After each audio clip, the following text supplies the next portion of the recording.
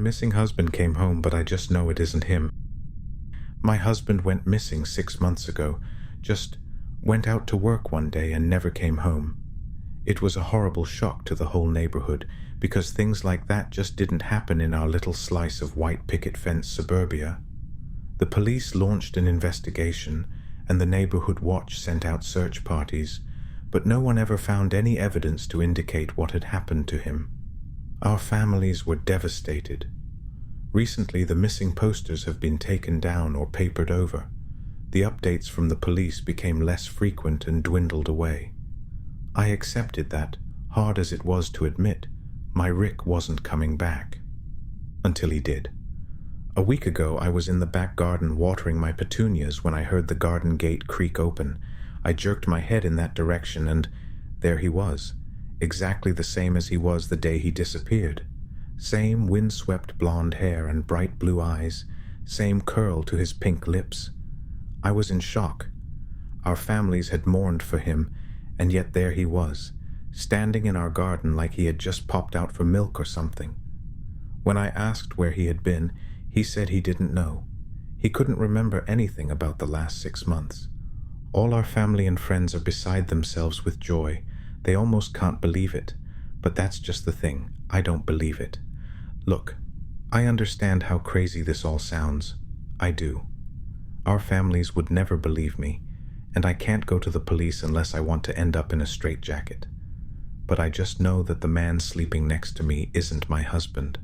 I don't know what to do. I know I should be happy, but I'm not. I'm terrified. I don't know much about anything supernatural or paranormal. I don't even like watching horror movies. But something about this whole situation makes my skin crawl. Just let me explain why I'm so sure.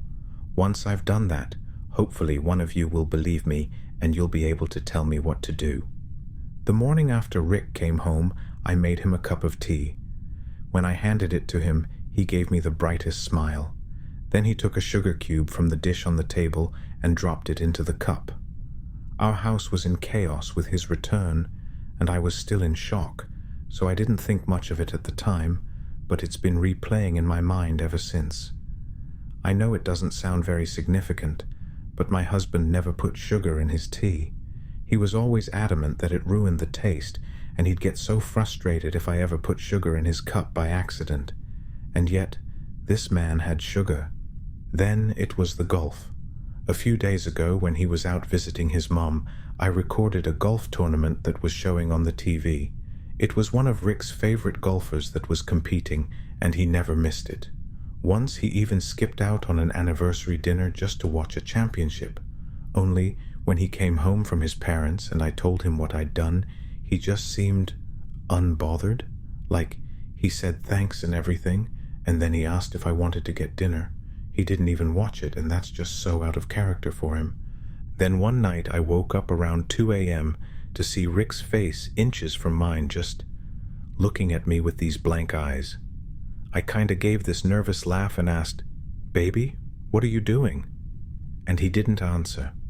For like a solid 30 seconds. He just stared, almost like he was looking right through me. Then he suddenly smiled and said, "Sorry, honey. Sometimes I just can't believe this is real." Then he just rolled over and went to sleep. I didn't get much sleep after that myself. Yesterday, about a week after he came home, the neighborhood threw a street party to celebrate his return. Everyone from our street and the streets on either side turned up to see him and tell him how happy they are that he's all right.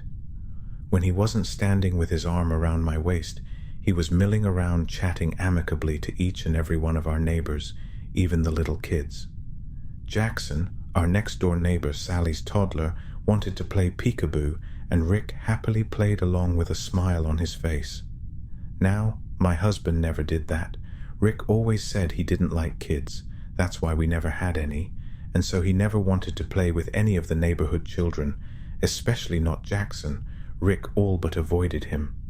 Before he disappeared, I had started to suspect it was so I wouldn't see them together and notice the subtle but unmistakable similarities. The final nail in the coffin, proverbially speaking, was Sally. Just this morning, she came knocking on our door. Her excuse was the tray of brownies she carried, but I think she just wanted to push her way into our morning so that she could see for herself what the situation was. After she left, I called her a nosy busybody. Rick laughed, kissed my head, and agreed with me. That was when I knew for sure that it couldn't really be him. Rick always used to get so mad whenever I insulted Sally, like I didn't have any right to hate her even though she'd been fucking my husband for years. But today, there was none of that. He didn't even try to defend her. I know what you must be thinking. If he was in an accident or something, he might have had some kind of traumatic brain injury that caused him to forget some things about his life, maybe even change his personality, and that's a valid, reasonable explanation. I have no doubt it's what the police would tell me if I reported all this. But you know why I'm dead certain that man isn't my husband? He doesn't have a scar. If he was really Rick, he'd have a scar on the side of his forehead shaped like the golf club I hit him with. But there's nothing, not a mark. Honestly, I'm this close to going out tonight and digging up my petunias just to make sure he's still under there. I don't know what I'm sharing a bed with, but I know it's not my husband, so what the hell am I going to do? My missing husband came home, but I know it isn't really him. Part 2. Hi everyone. I want to thank you all for your concern and support. Even though I'm not giving out my real name, I obviously took a huge risk by telling anyone this at all, and I'm so grateful you've all tried to be helpful. I'm so sorry for the delay in updating.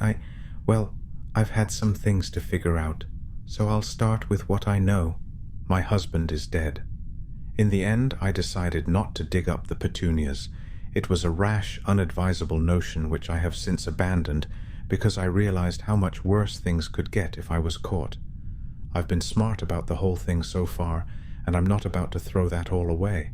It's too big of a risk. I did, however, thoroughly examine the flowers and the earth around them for any sign of disturbance, but I found none. Of course I found none.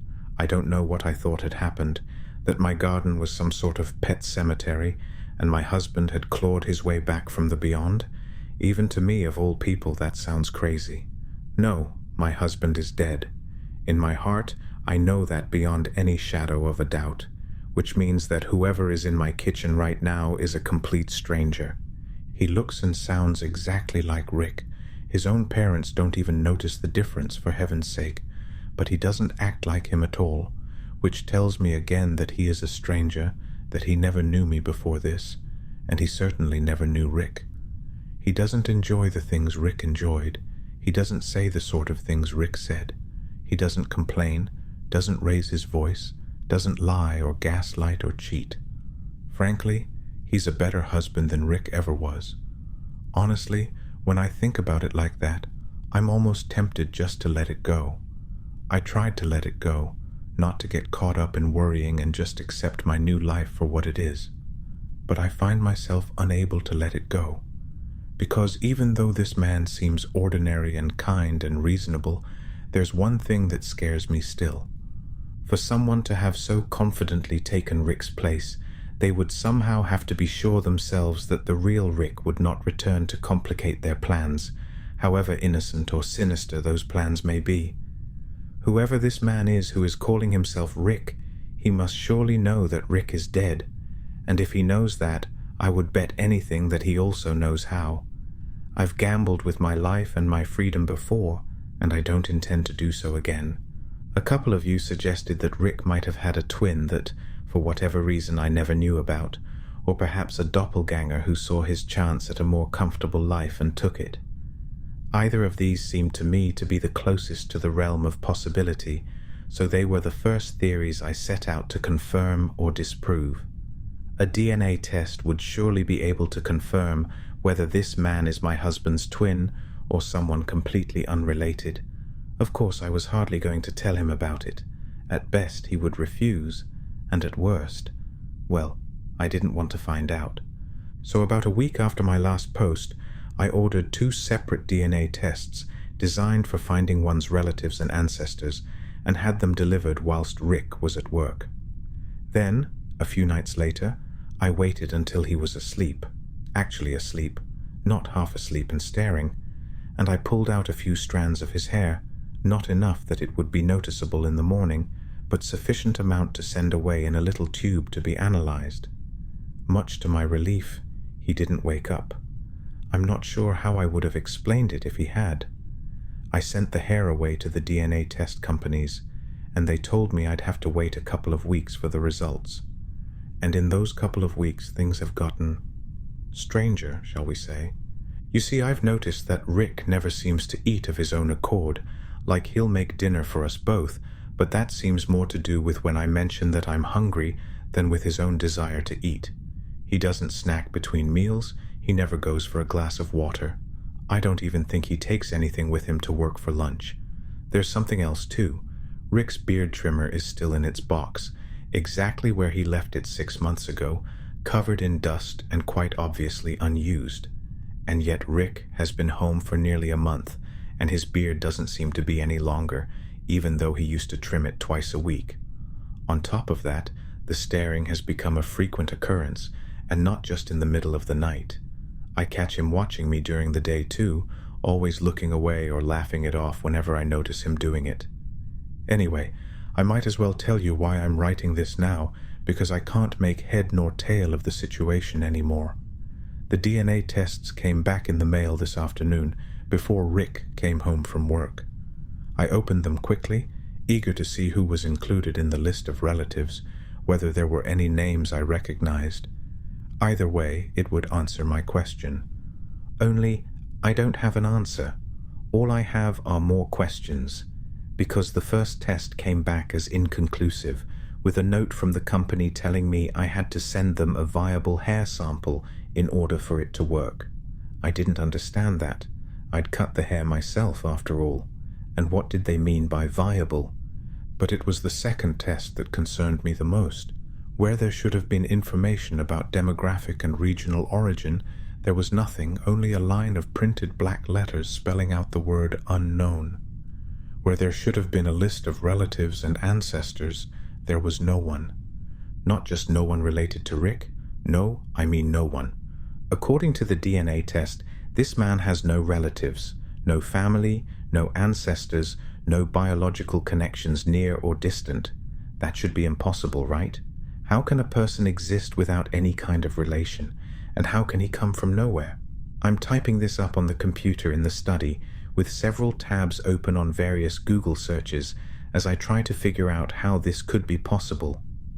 The DNA test lies on the table behind me, taunting me with the evidence of everything I do not know, and then I hear it, clear as day, coming from the doorway behind me. Rebecca?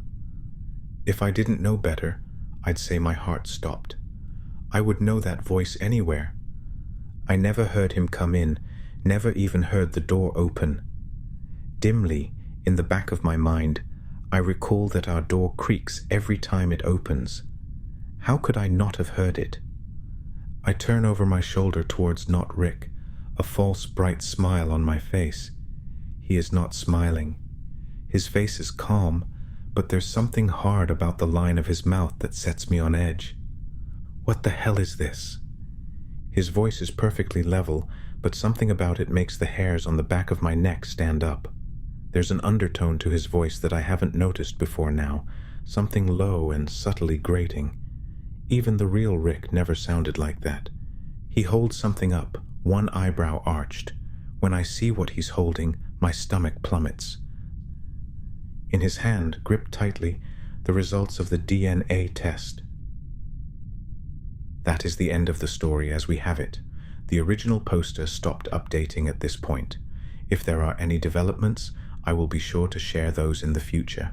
In the meantime, please check out some of our other narrations, and thank you so much for watching. Have a good one.